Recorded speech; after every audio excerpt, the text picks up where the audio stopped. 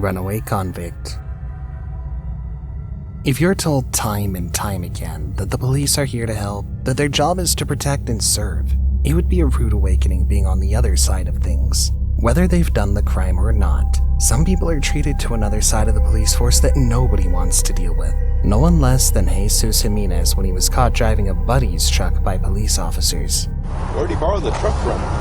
One of his friends in Albuquerque. I don't know the friend. His story is pretty straightforward. He claims he borrowed the car from a friend but doesn't know where his friend, John Martinez he calls, lives. Where did you get the truck at? One of my buddies lent it to me. What buddy? His name's John. John what? Martinez. Where's he stay? Up on the Mesa. Okay. I don't really have an address. When did he lend it to you? Just like last night. They just needed a right to register their kids. According to cops, the ignition on the truck was tampered with, and all signs pointed towards this being precisely what they thought it would be, a stolen car. The ignition's not punched out or anything? No. And he just said there's a truck in the Mesa that you can use if you need? Like it was his, of course, in his property up there. Well, they book Jimenez and place him in a holding cell. As they run through the paperwork, that's far from where the story ends. Jimenez says, watching out as they leave him, and he notices something funny. The hallways are empty and no one seems to be watching. Walking down the hallway, the door wasn't even locked, meaning he could walk and leave whenever he wanted to. Jimenez doesn't risk it quite yet, giving a moment to look around and be sure no one's coming. And before anyone notices, he's not only out of the building but halfway across the parking lot. It takes the cops nearly 10 more minutes to realize what happened. No one was watching security or checking in on him, nothing. No one even checked to ensure the door was locked, for what it's worth, so it was probably not the only thing that slipped their mind. They found Jimenez soon after outside a motel. Fortunately, they were able to get him back into custody, but how hard would it be for someone a little more clever to get away while they could? Shoplifter's wild escape attempt. We often think that when someone is handcuffed, they can't escape from the law, but this video shows the opposite. Toscha Sponsler was caught for shoplifting and put in the back of a police car. As officers looked through her stolen items, she quickly took off her seatbelt and got free. She looked around to see what the cops were doing and quickly went to the wheel, driving away and leaving the officers shocked. A high-speed chase began, and after 23 minutes, she was finally caught and brought to justice. What a wild ride.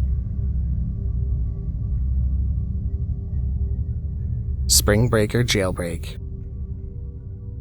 People can do wild things when they get the idea in their head, and getting back at the police is a pretty uniting cause among young people. During spring break, college students flock to the beaches. They cause problems, kick up a fuss, and sometimes get caught. These spring breakers couldn't let the party stop. As one of them's being cuffed and the officers are getting ready to put him in the back of the truck, the crowd manages to turn the tables in an impressive way. They all bolt after the kid, now on the run, giving him a sizable head start from the officers. It just goes to show it doesn't matter how good you think you are at your job, you're probably no match for a horde of drunk college students. Speedy Escape. Seems not everyone's made out for chasing bad guys, not even the boys in blue. Of course, it's not all dangerous crimes, and we don't have the context when we see a jailbreak like this. The moment Martinez, shown here, sees an exit, he takes it. There's no hesitation. He's small and fast and makes a break for it. The officers aren't quite in the same shape he is, and you can tell just how well that goes. We see him jump clean over a fence, putting the much-needed distance between him and the officers gaining on him. It's far from an even run between them. The cops move as quickly as possible but can't hoist their bodies over the fence like the young man in custody. He might have even gotten away with it if it wasn't for a concerned neighbor who watched the would-be inmate crawl beneath her house.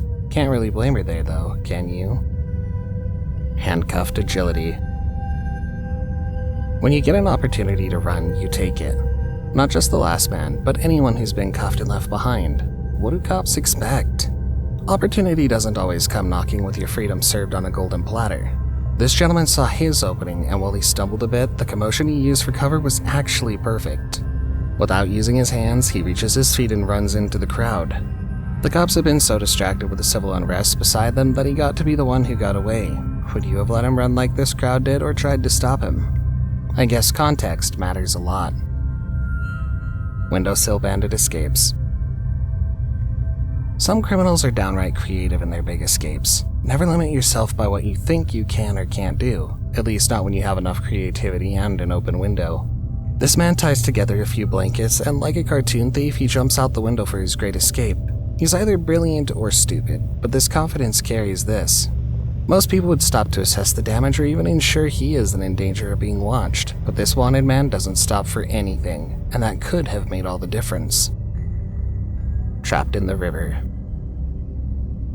Sometimes you don't have a window to jump out of or even a clear path to get away. Sometimes you've got to let your confidence make all the decisions, good or not, because you have no choice. And then again, only some people make the right choices when planning their getaway. This man's only way out might have been down, but he's stuck. Too many eyes on him and it's far too bright. Police stand at the bay, just calling in their backup because not only do they have a runaway perp, but a very, very stupid one.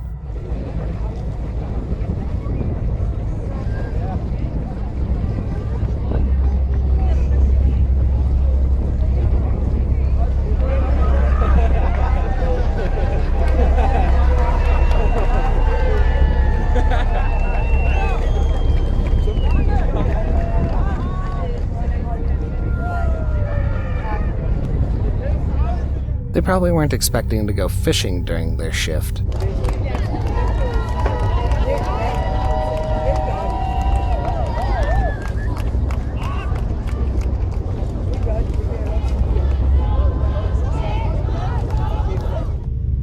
Great escape from a moving car. Not every criminal has the forethought to get out before it's too late, but sometimes they still want to try. Making their way down the highway, this officer probably wasn't paying much attention to the back seat, but that's where things could go terribly wrong. From the back, this perp will do anything for his freedom, even if that anything includes jumping out of a moving vehicle. It's not unheard of, and the man might even escape mostly unscathed or even just a little banged up. But where's he going once he gets out? It's not like the highway seems full of places to hide. Shimmying unseen. Though, sometimes you can hide in plain sight. Walking along the side of a defunct building, this man shimmies his way into freedom. Much like the previous window jumper, all you need is half a plan and a clear visual of your escape route. Of course, he probably didn't expect someone in the building across from them to film. Imagine if no one had caught this death-defying escape on camera, though. This is one of those you had to be there scenarios. Open window opportunity. Often, though, the escape is way easier than you'd expect. No need to be a criminal mastermind or even a brilliant planner. Sometimes it's all about having just about 2 seconds alone.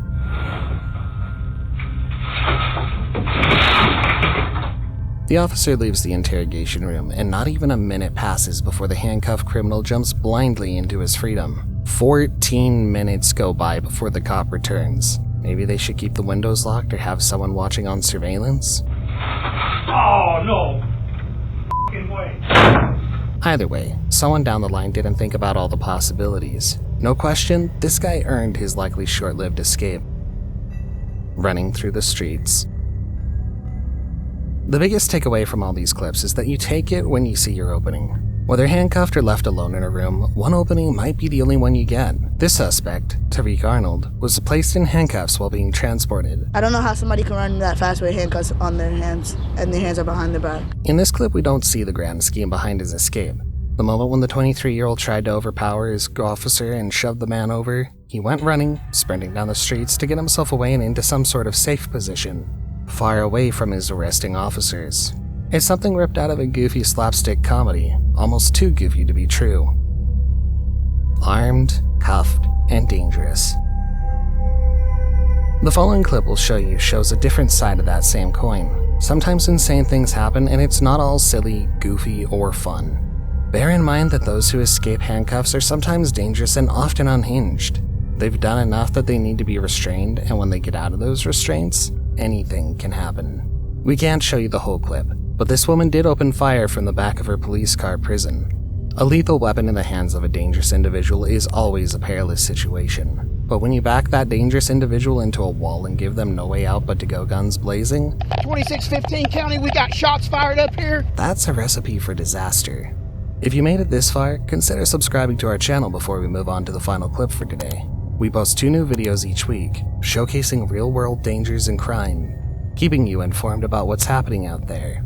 Make sure to enable post notifications to stay up to date with our latest releases. If you enjoyed this video, there are plenty more on our channel that you won't want to miss. Chicago Police Station Escape.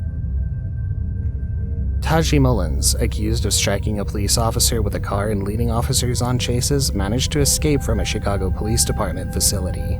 He did this by breaking into the ceiling of an interrogation room. A cell phone video showed the aftermath: a hole in the roof, cluttered piles, and dust and debris scattered throughout the Area 3 headquarters. Thankfully, he was apprehended soon after. The question remains, how could a man in custody so effortlessly escape from a police station?